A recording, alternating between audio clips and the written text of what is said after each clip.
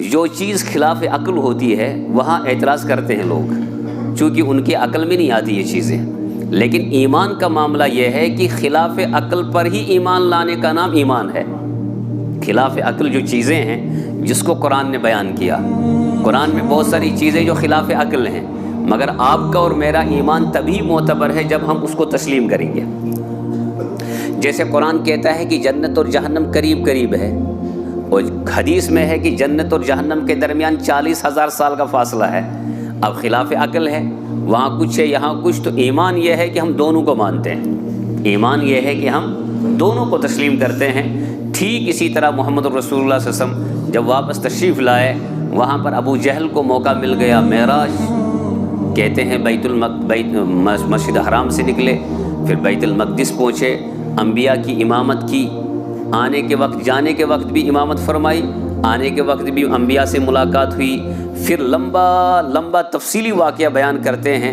آخر اتنی دیر میں کیسے ممکن ہے جتنی دیر محمد رسول اللہ بیان کرتے ہیں اور جلدی آئے؟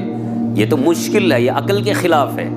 تو اس وقت ابو جہل کو موقع مل گیا، آج تو اسلام کو ہم زیر کر سکتے ہیں، نعوذ باللہ۔ آج تو ہم جو مسلمان ہوئے ہیں صحابہ میں سے، ان کو ہم نعوذ باللہ کفر کی طرف بلا سکتے ہیں اس واقعے کو بیان کر کے کہ یہ ممکن ہی نہیں۔ لیکن ایمان، حضرت ابوبکر صدیق رضی اللہ عنہ نے امت کے نوجوانوں کو، بزرگوں کو، خواتین کو جو پیغام دے دیا، فرمایا خبردار حضور کے سلسلے میں ذرہ برابر بھی کسی چیز میں تعامل نہ کرنا۔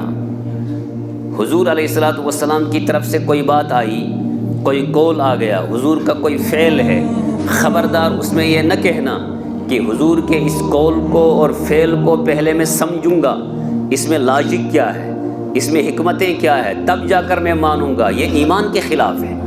پہلے تم اس کو تسلیم کرو، پہلے تم اس پر عمل کرو، بعد میں تم اس کی تفتیش کرتے رہنا، چونکہ ایمان تمہارا بچتا رہے گا۔ حضرت ابوبکر صدیق رضی اللہ عنہ کو جب ملے ہیں ابو جہل نے کہا ابو بکر تمہارے دوست کے بارے میں تمہیں کچھ پتہ ہے؟ آج تو اس نے عجیب و غریب دعویٰ کیا ہے۔ ابو بکر صدیق رضی اللہ عنہ نے فرمایا کہ نبی کریم علیہ الصلوۃ والسلام نے؟ ابو جہل نے کہا ہاں، بلکہ اس نے یوں پہلے کہا کہ اگر کوئی یہ کہے کہ میں چند سیکنڈوں میں زمین سے لے کر آسمانوں کا سفر کرتے ہوئے عرش پر پہنچا پھر واپس آیا سیکنڈوں میں، کیا آپ اس کو تسلیم کریں گے؟ تو ابو جہل نے کہا کہ اگر میں یہ بات تمہیں محمد کے بارے میں بتاتا ہوں، تمہارا کیا خیال ہے اس بارے میں؟ تو نبی حضرت ابوبکر صدیق رضی اللہ عنہ نے فرمایا سچ تو یہ ہے، اگر میرے محمد نے یہ فرمایا ہے تو مجھے ماننے میں ذرہ برابر بھی کوئی شک نہیں ہے۔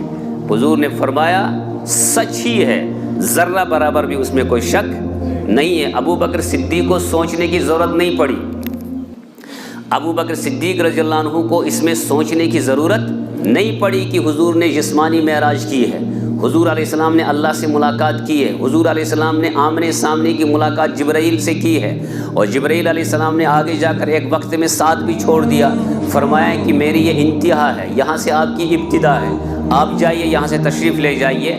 دنیا میں سب سے بڑی بندگی جو عطا ہوئی اللہ کی طرف سے وہ محمد رسول اللہ کو ہوئی، اسی لیے کہا گیا سبحان الذی اسریٰ بعبدہ، عبد کا لفظ، اللہ نے بہت کچھ نوازا، ہر چیز سے اللہ کے نبی کو نوازا۔